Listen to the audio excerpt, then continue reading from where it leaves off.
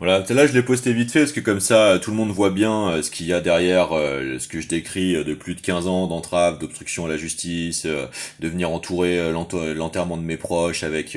tous les putains d'organisateurs de cette pègre de merde sur la ville qui ont très probablement supervisé ces difficultés cardiaques parce que le décès de cette tante est survenu dans la droite lignée de celui d'un autre proche qui pareil a fait un AVC un soir après avoir dansé un rock. Donc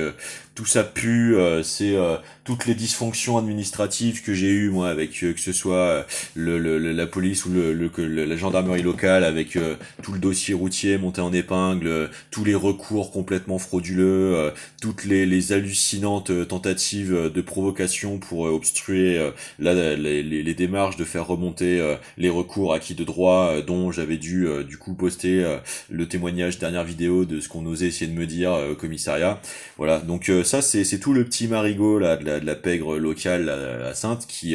du coup essaye de jouer au malin comme ça depuis que ils se sont permis de croire qu'ils avaient fait notre carrière quand on était adolescent et que on avait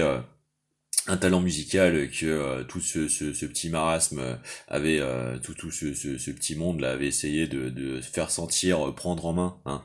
Parce qu'en fait, dans l'histoire locale de la ville, si vous voulez, les anciennes scènes rock underground du coin, c'est ce qui sont devenus les disquaires indés à Bordeaux et tout ça. Et en fait, dans le sillage, il y a tout ce petit marigot là qui traîne depuis 30 ans à Saintes pendant que la ville dépérit sans cesse et qui est exactement dans ce qu'est le Congo du macronisme aujourd'hui, quoi. Ces espèces de classe moyenne supérieure qui du coup passent leur thune à monter des business plans foireux qui arrêtent pas de poser le bilan tous les 5 6 ans et qui du coup n'est pas capable en fait de construire sur la ville une véritable coercition porteuse où on passe progressivement d'un fief historique de la gauche à du horizon Édouard Philippe quoi quand c'est pas une droite pourrie parce que à l'époque de Philippe Machon le mec avait carrément essayé de faire racheter ses 4x4 par la mairie enfin c'était toutes les magouilles possibles et là on en est carrément à des anciens membres du conseil municipal qui restituent leur matériel tartiné de fromage corse quoi voilà ce que ça devient la politique locale dans les angles morts des tentatives de pousser de l'extrême droite parce que nous en fait on est juste au-dessus d'anciennes grosses régions viticoles hein. Regardez ce qui est devenu la liaison de Cognac à Royan hein, de la façade atlantique aux anciens AOC historiques des grands noms du Cognac et tout ça et puis vous voyez comment en fait l'alcoolisme profond et l'agriculture intensive la plus sale, hein, recouper les zones avec la pollution atmosphérique par les pesticides, et puis regarder avec la carte des résultats politiques, hein, énorme percée de l'extrême droite, hein, comme d'habitude. Donc c'est-à-dire que là, on a vraiment la triangulaire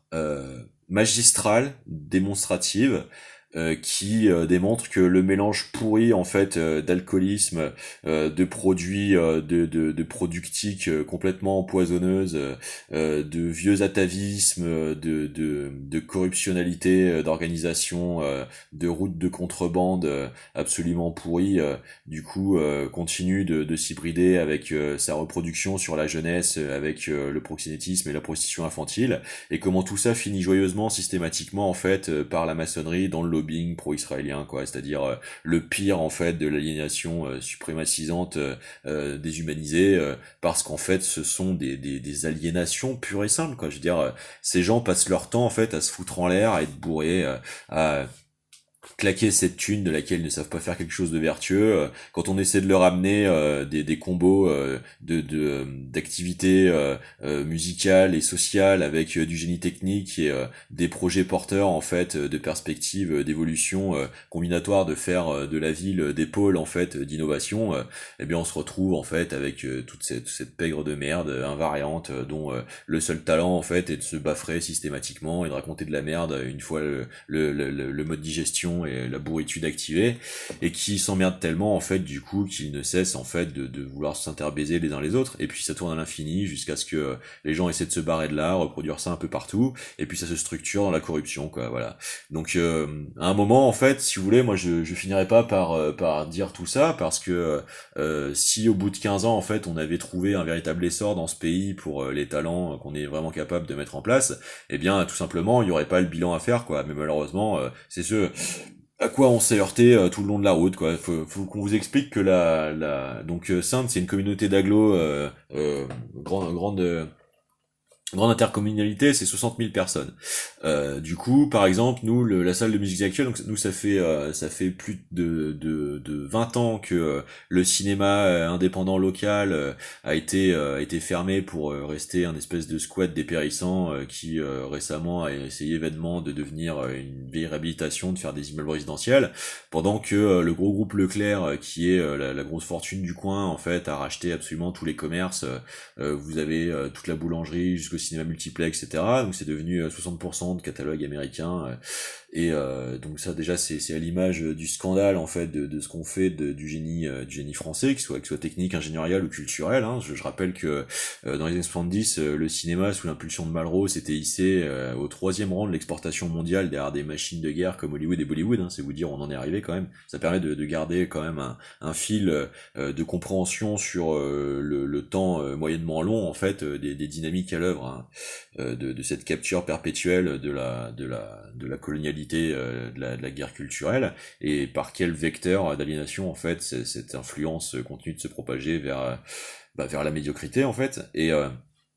derrière, donc nous qui sommes partis de rien pour faire fructifier notre activité culturelle, on avait commencé par le fait de devoir louer une petite salle. Je veux dire, il y a toujours pas une salle de musique actuelle avec un pont de lumière mobile. Fallait tous taper en tradi, tous monter un à un, avec je veux dire un retard mais absolu sur la capacité de plasticité de faire face aux événements culturels, quoi. Donc voilà ce que c'est ce genre de marigot incapable de prendre les initiatives porteuses. On a des écoles, je vous ai montré l'école primaire la mieux dotée en fait en espace vert et en terrain, voilà, qui a juste fermé, est devenu une extension du conservatoire. Il y a pas d'initiative, de projet de revalorisation de tous les espaces du coup reconsacrables à encore une fois développer des pôles d'innovation et de pédagogie. Je veux dire, cette ville, nous on a essayé pendant 15 ans, c'est un scandale. Enfin, pour vous expliquer, quand du coup on grossissait en échelle et qu'on commençait à passer de la location d'une petite salle à carrément un festival sur plusieurs jours avec du coup privatisation de tout un site historique et tout, quand on faisait les demandes en fait dépôt de dossier, d'équipement, du développement du truc, il fallait qu'on se casse le cul nous-mêmes au service technique, aller chercher nous-mêmes les barrières ERAS pour faire le barriérage. Vous voyez, c'était même pas possible de se les faire livrer sur site pendant qu'on était en train d'opérer absolument tout le reste de la composition du site, quoi. Donc c'est à l'image en fait, c'est à l'image parfaite de ce qu'est ce pays. Là, c'est un parfait exemple de ce qui est la génération des boomers et de cet ankylosement en fait du politiciano corruptivisme d'associations de malfaiteurs et de trafic d'influence perpétuel, qui fait que en fait l'intelligence économique ne fonctionne pas en fait. On est sur du branding néo-managérial de startup project qui a tout à voir systématiquement avec les crédits spéciaux de la blanchisseuse, passés par les simulacres de services de la nation qui sont juste en fait des lessiveuses, des blanchisseuses, et puis derrière c'est la corruption tout azimut des jeunes générations, quoi. Voilà, donc je pourrais en dérouler longtemps, j'essaie de m'en tenir à l'essentiel, je connais cette ville comme ma poche, j'y ai fait pratiquement tous les métiers possibles, je l'ai exploré dans ses moindres recoins, je vois vraiment la complexité sociologique à l'œuvre, et comme je vous dis, tout ceci, c'est jusqu'à des renseignements locaux qui se permettaient de se pointer à l'enterrement de ma tante qui n'a touché que la moitié de ses heures déclarées, toute l'activité où elle essayait de tenir un bar pendant qu'elle était infirmière au sanatorium, à prendre soin de nos anciens et de se battre pendant la crise Covid contre l'abjection totale de ce qui était tenté de faire dégénérer de la maltraitance des résidents. Et au moment où elle allait enfin pouvoir souffler un peu et faire valoir ses droits, du coup, nous fait une rupture aortique complètement suspecte, qu'on enterre dans un crématorium redécoré à la décoration du Petit Prince de Saint-Exupéry, et dont vous voyez la continuité entre le fait que ce soit mon école primaire et le fait de faire des émissions spéciales sur France Inter les dernières semaines, carrément essayer de bazarder le désamour de l'œuvre. Bon, tout ça pue la corruption et la mafia, tout ça pue ce qu'on doit se bouffer depuis 15 ans quand on a osé commencer à s'affronter au siono-suprémacisme, et tout ça permet de voir clairement comment tout cela est structuré, essayer de ravager le territoire par la colonisation dissimulée sous son pseudo néolibéraliste de merde, et voilà ce qu'il en est véritablement.